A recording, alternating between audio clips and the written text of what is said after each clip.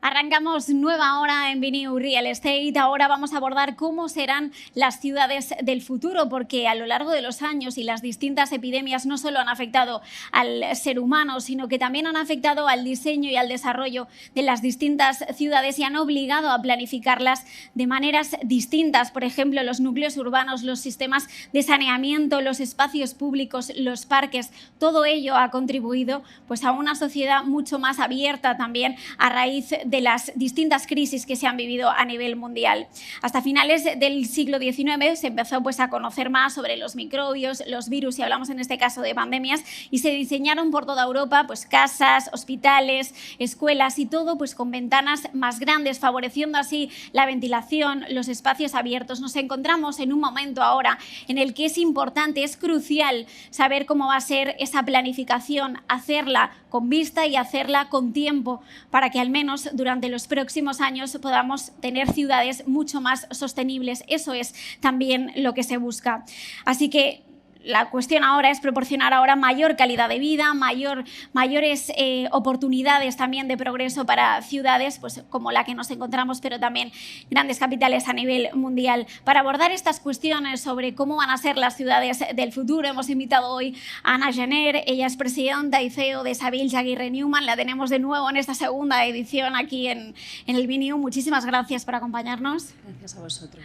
Y con nosotros también están Talia Lavenza, Pau Llorca y Paula Piera. Ellos son los ponentes que nos van a acompañar, son jóvenes menores de 30, porque es importante también tener esta visión desde otra generación que puede aportar mucho en este cambio y esta planificación de las ciudades. Así que os dejo con Ana, ella moderará esta sesión y luego nos vemos, así que no se vayan, que es muy interesante.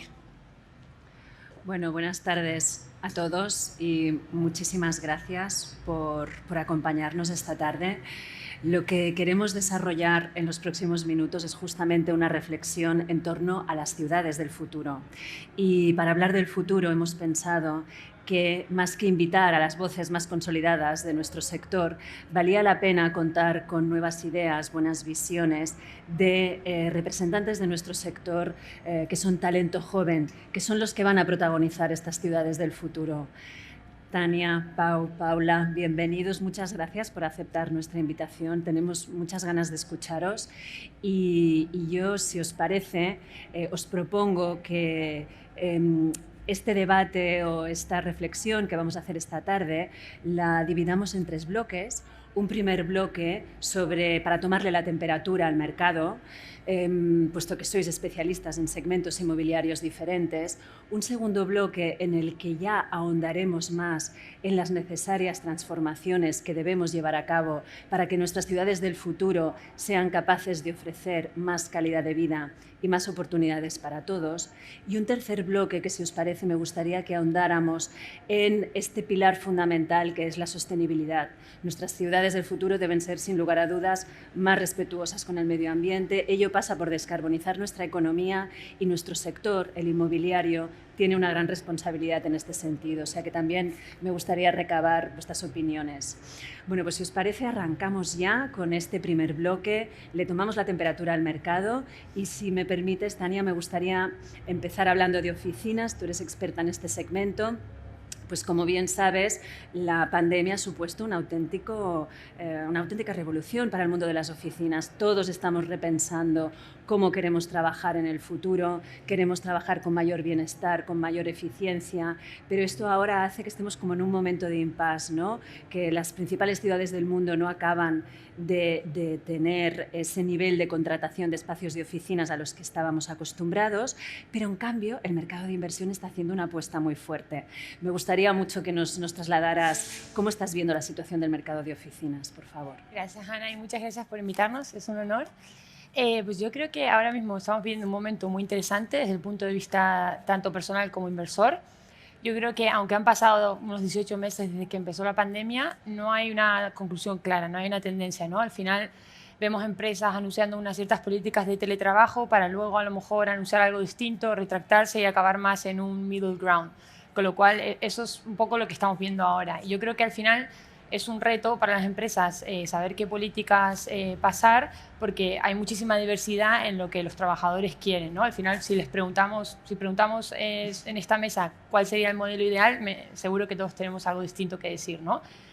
Lo que sí creo que está claro es que son dos cosas, ¿no? Y al final sería que va a haber más flexibilidad, porque al final el COVID ha mostrado que se puede trabajar desde casa, que funciona, y los empleados los van a demandar, con lo cual para tanto atraer como retener talento va a ser muy importante, y luego que la oficina va a seguir siendo una parte muy importante de nuestras vidas, ¿no? Con lo cual las empresas van a tener que ofrecer espacios de mucha más calidad para los trabajadores, sostenibles, con servicio, etcétera.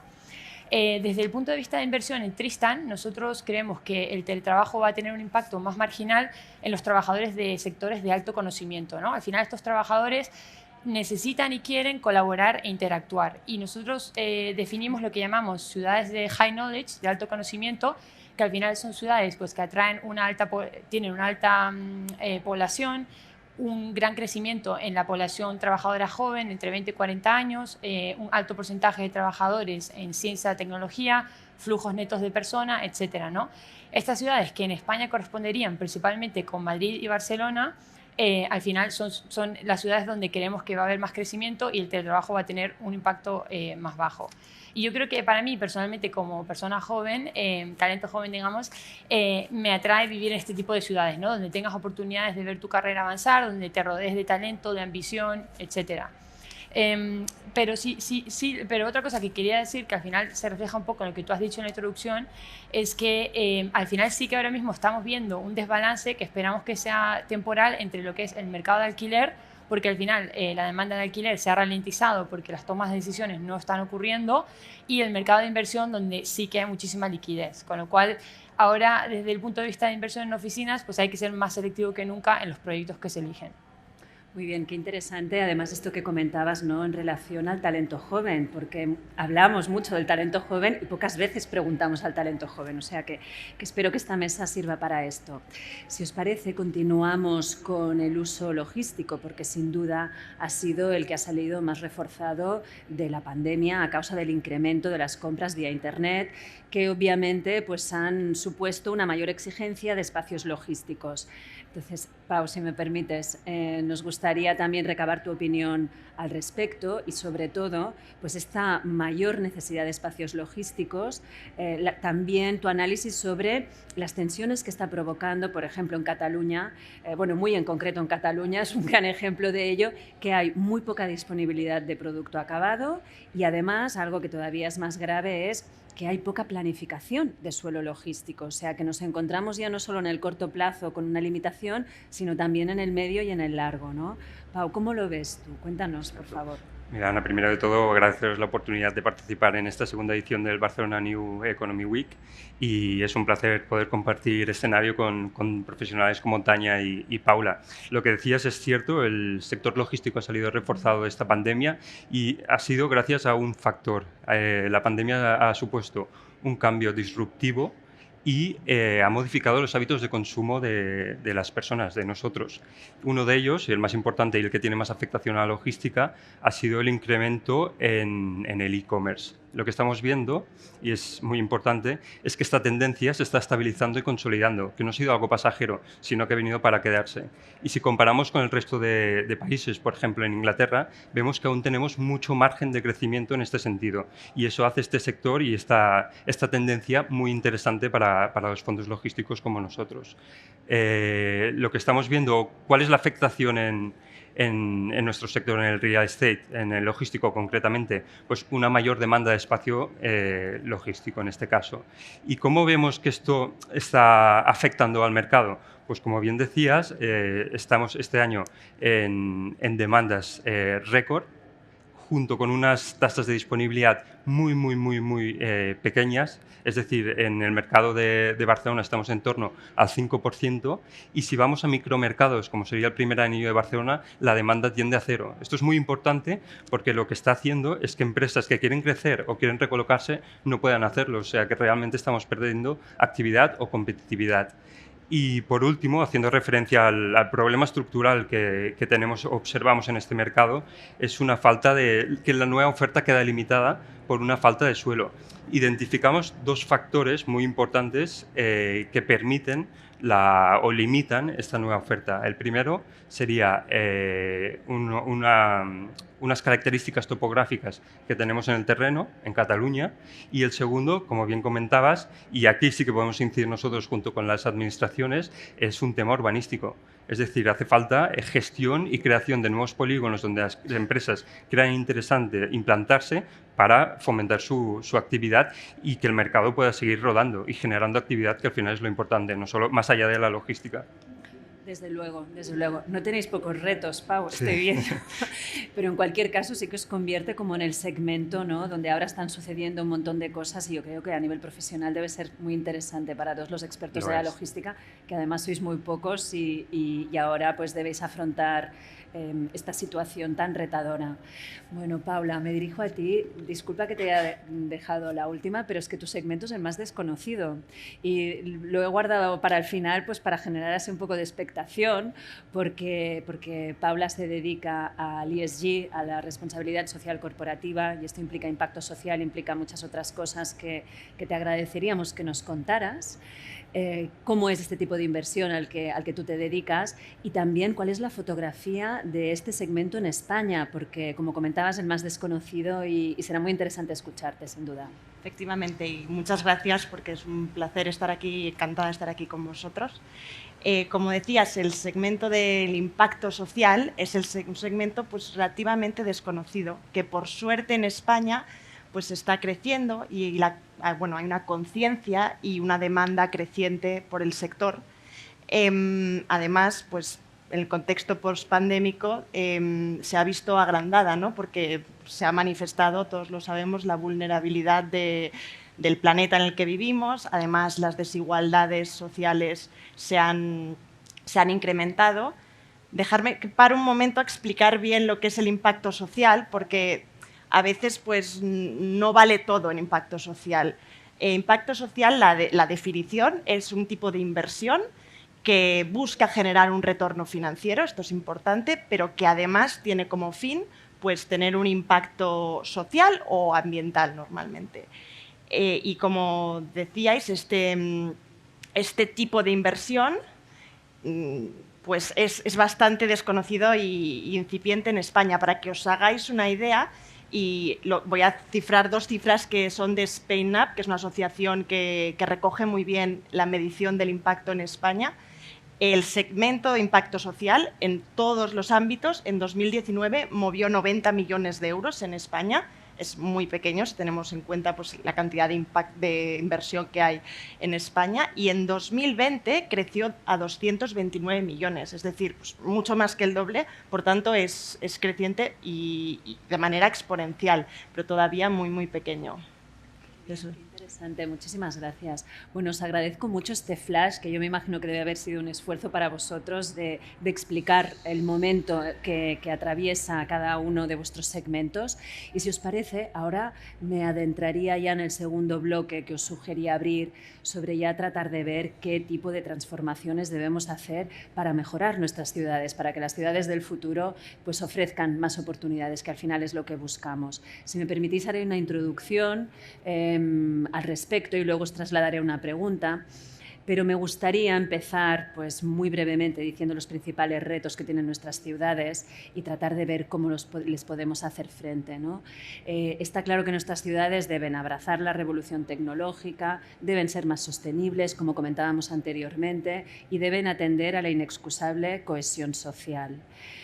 Todo esto, ¿cómo lo podemos hacer? Pues requiere, por un lado, reconstrucción económica, y en este sentido Europa nos brinda una oportunidad de oro con los fondos Next Generation para modernizar nuestra economía y mejorar nuestras ciudades. Pues como sabéis, los proyectos destinatarios de este dinero deben cumplir con una serie de requisitos que están muy alineados con todos estos retos, es decir, este dinero irá a hacer más eficientes energéticamente nuestros edificios, a promover el desarrollo urbano sostenible, a impulsar la digitalización, etcétera, ¿no? Está muy coordinado. Pero realmente los desafíos que tenemos son tan relevantes que no hay suficiente con dinero. El dinero es imprescindible, pero nos hace falta también unos valores que nos identifiquen y un marco intelectual que le dé forma a todo lo que hacemos. En este sentido, considero que es extraordinariamente inspiradora la iniciativa que anunció hace unos meses Ursula von der Leyen en relación a la creación de una nueva Bauhaus europea que de alguna manera lleve a Europa al liderazgo en economía circular. Von der Leyen definió la nueva Bauhaus europea como un espacio de co-creación donde arquitectos, ingenieros, artistas, diseñadores y estudiantes, mencionó expresamente al talento joven, pues consigan hacer este vuelco, esta transformación que necesitamos de nuestra economía y de nuestra sociedad. Entonces, en relación a nuestro sector, ¿cómo podemos contribuir a ser parte activa de todas estas transformaciones relevantes que necesita nuestra sociedad? Al margen de si somos receptores de los fondos o no, no es el objeto de la pregunta, sino os diría, ¿cómo imagináis los edificios del futuro en cada uno de vuestros segmentos? ¿Cómo creéis que van a ser? De la logística, lo que estamos viendo es que nosotros ponemos a disposición de las empresas plataformas para que ellas puedan desarrollar su actividad.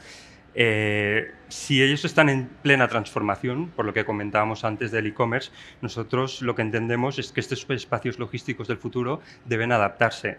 Y la tendencia actual en logística es lo que llamamos la logística 4.0, que está basada en 4 pilares. Estamos viendo que las naves industriales y logísticas cada vez son más tecnológicas, son más digitales. Hay muchos avances en el campo de la robotización, de automatización,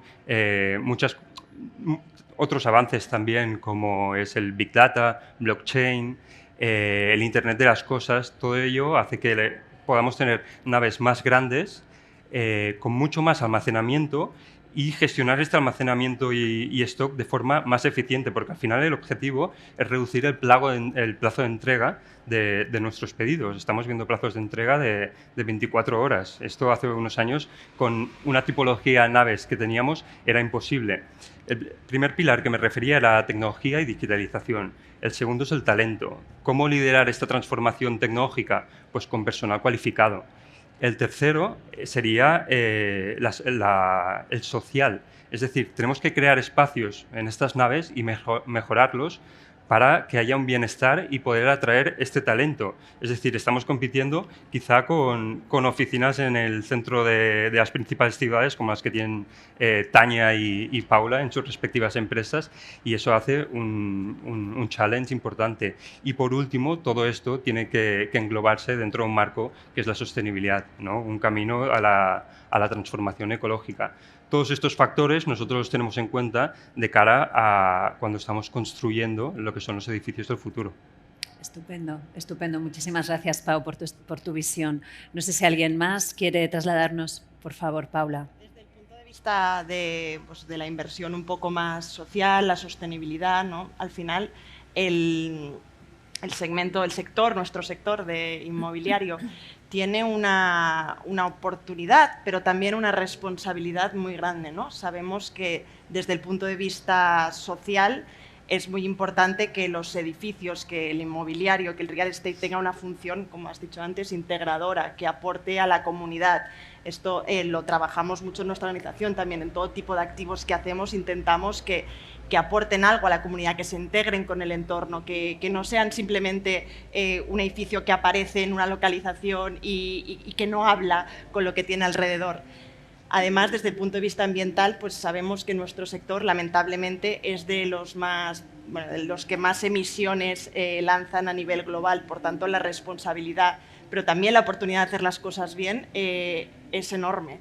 Las nuevas ciudades, digamos, las ciudades del futuro, pues es muy importante el papel que tenga nuestro sector en ellas. Al final, hay muchos retos. Uno de los más grandes que nos encontramos es que los activos inmobiliarios se quedan cada vez más rápidamente obsoletos.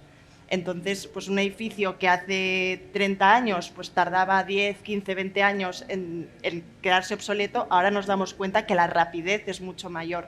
Por tanto, es muy importante y cada vez más invertir de forma óptima, de forma sostenible, porque al final eso es lo que hace que un edificio pues perdure más y que el valor de ese edificio sea mejor a largo plazo. Por suerte, hay un poco de esperanza, porque al final todos los grupos de interés tienen un interés cada vez mayor en que las cosas se hagan bien y más sostenibles. Pues por un lado, los reguladores son cada vez más conscientes y están implementando más medidas para que esto sea así. Por otro lado, los inversores, y yo en mi día a día pues estoy en continuo contacto con inversores internacionales, institucionales, que quieren invertir aquí en España.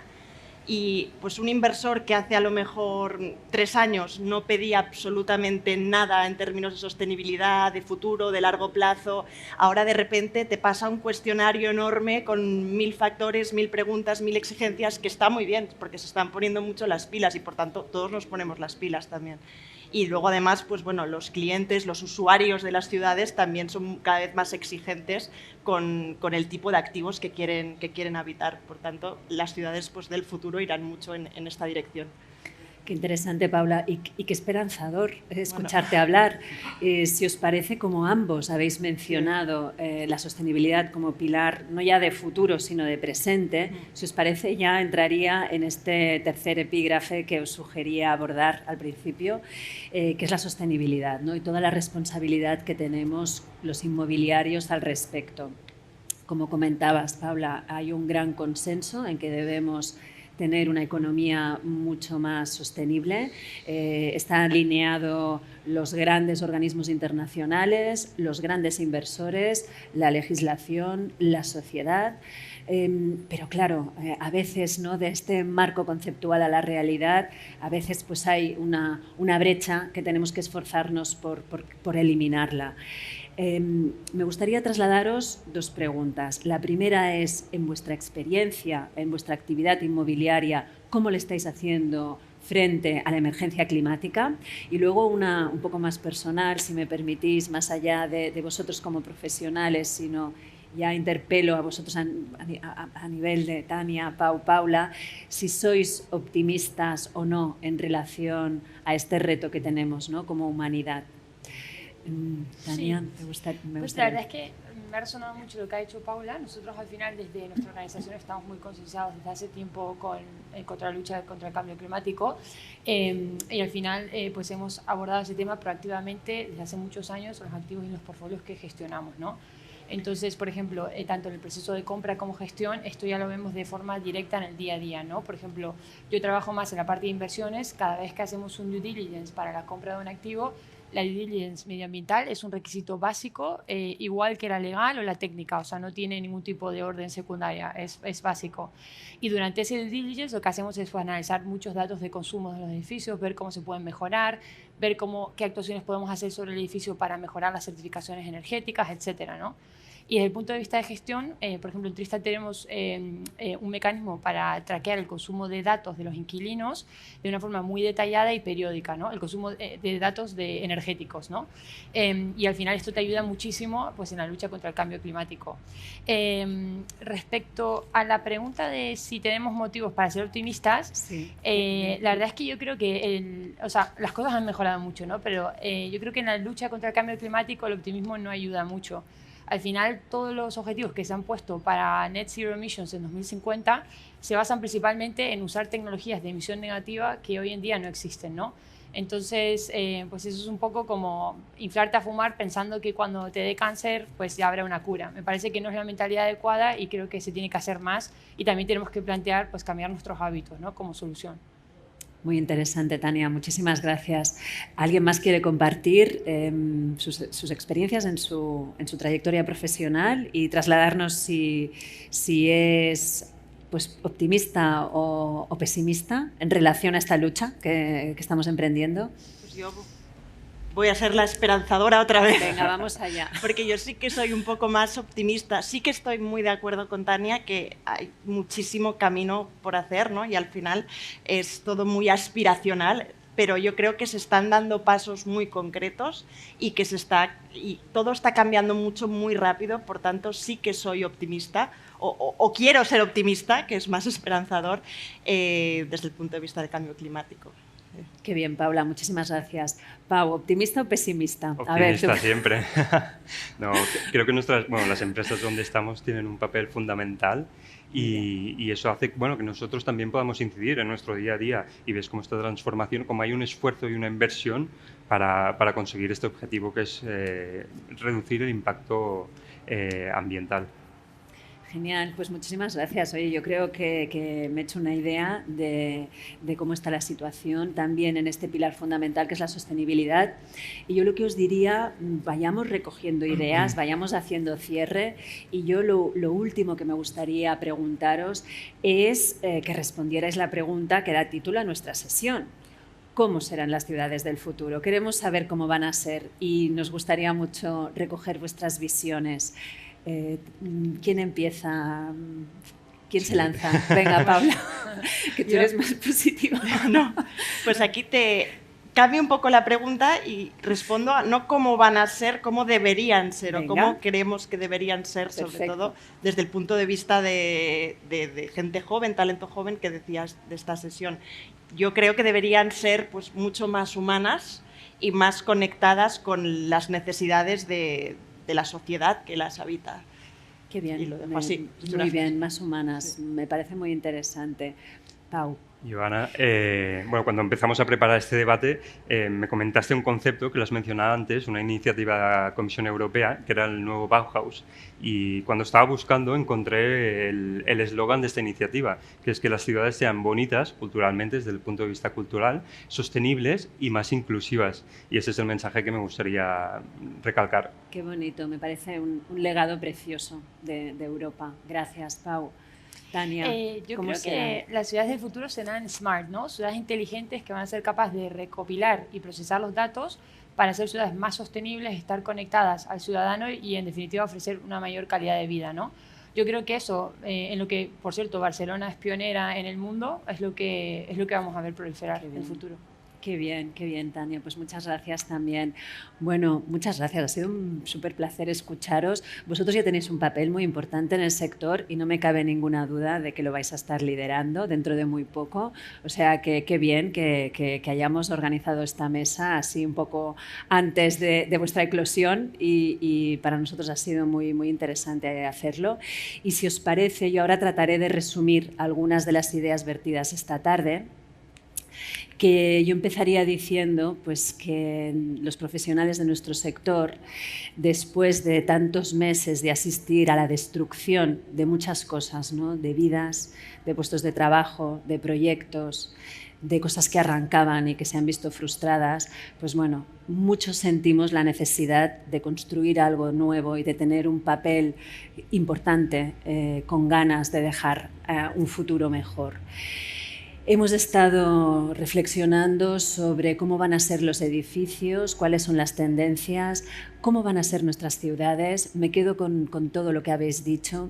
Más humanas, más conectadas con las necesidades de la sociedad, decía Paula, más bellas, más inclusivas, más sostenibles, decía Pau, más smart, que a mí me parece un concepto muy interesante porque recoge la tecnología como un valor, porque sin duda hará ciudades más eficientes, capaces de gestionarse a sí mismas y de tener una relación con el ciudadano mucho mejor, pero también con esta tecnología bien entendida que a mi modo de ver es poniendo al ciudadano en el centro de la tecnología, o sea, la tecnología al servicio del ciudadano, ¿no? Este humanismo tecnológico que considero que Europa debe liderar y que en Barcelona además hay muchas iniciativas al respecto.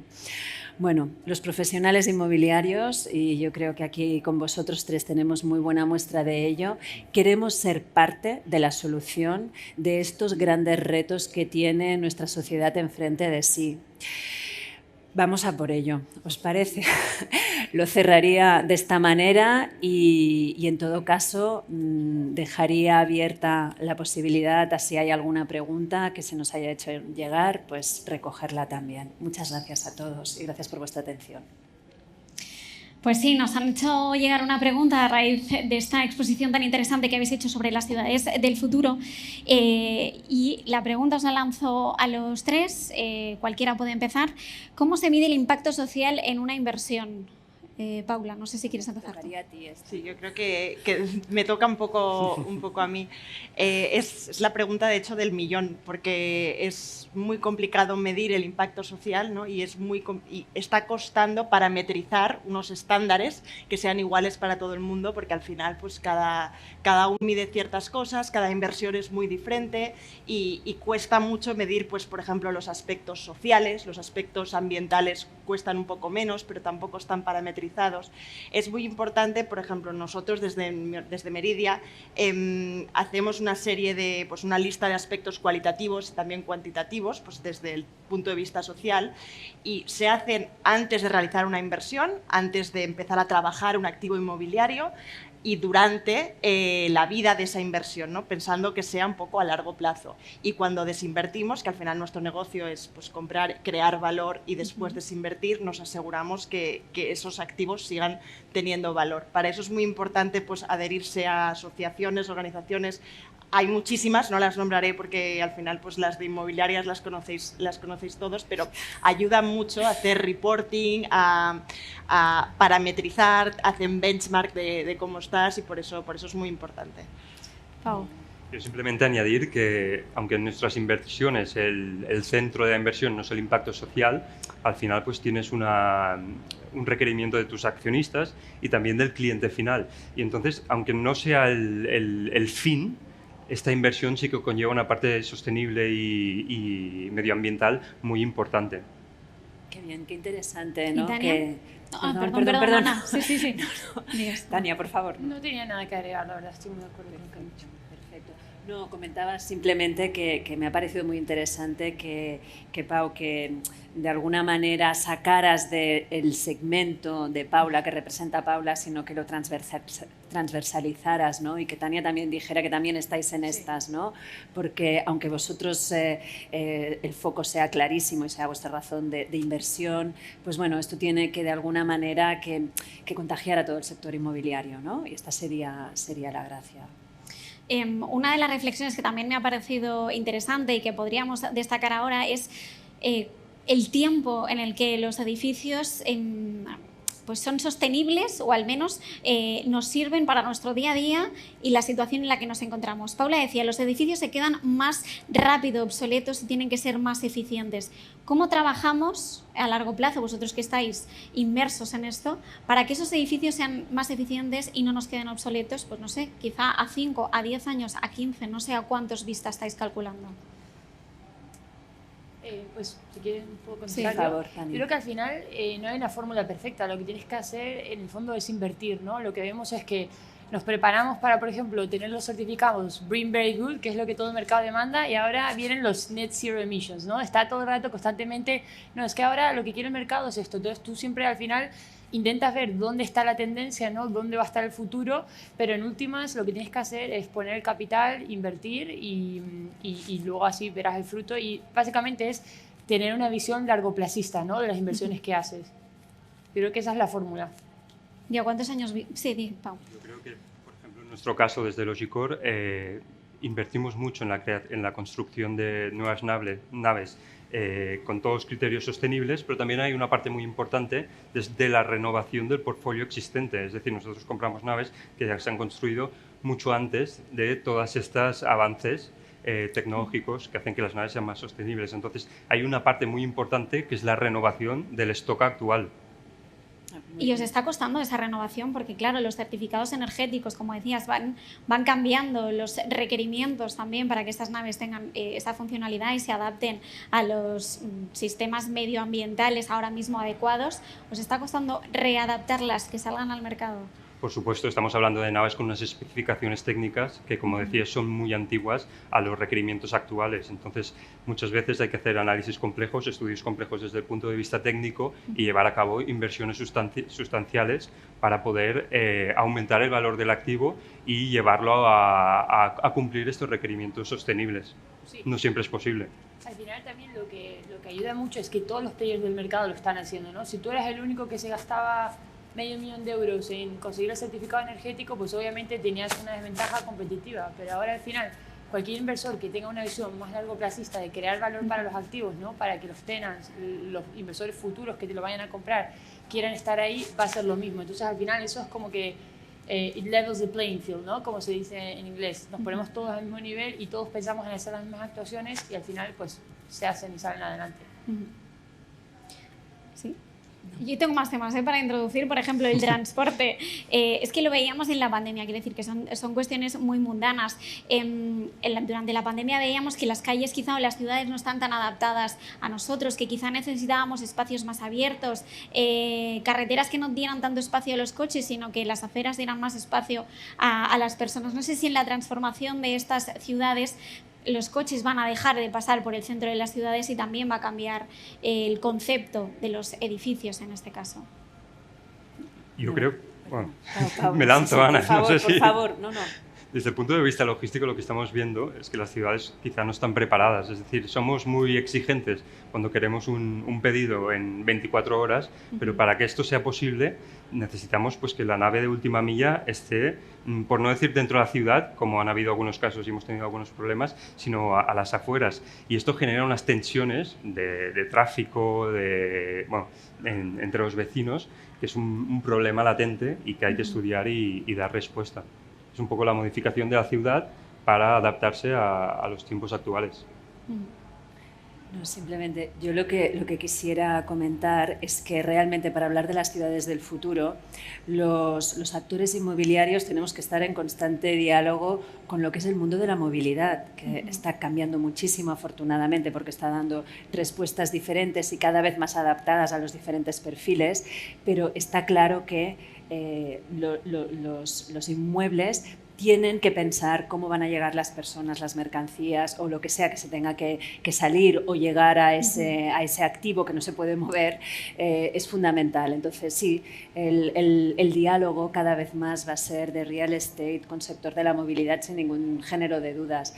De hecho, las nuevas tendencias urbanísticas que por ejemplo Anne Hidalgo pues, ha propugnado tanto, ¿no? Esta ciudad de los 15 minutos, tiene en cuenta justamente que la calidad de vida de las personas tiene que ser en un radio relativamente corto, ¿no? Que no exija grandes desplazamientos para no tensionar justamente todo lo que es la movilidad, ¿no? Y en este sentido, por ejemplo, en el mundo de las oficinas en el que trabaja Tania, veníamos de unos años de gran concentración, ¿no? De que había una gran sede donde todos los profesionales se encontraban y a día de hoy ya cada vez más esa sede no desaparecerá, pero sí que pueden haber terceros lugares que estén más cerca de si hay una masa crítica de profesionales que vivan en la otra punta de la ciudad, pues que puedan acceder a esa otra oficina que también será una sede, ¿no?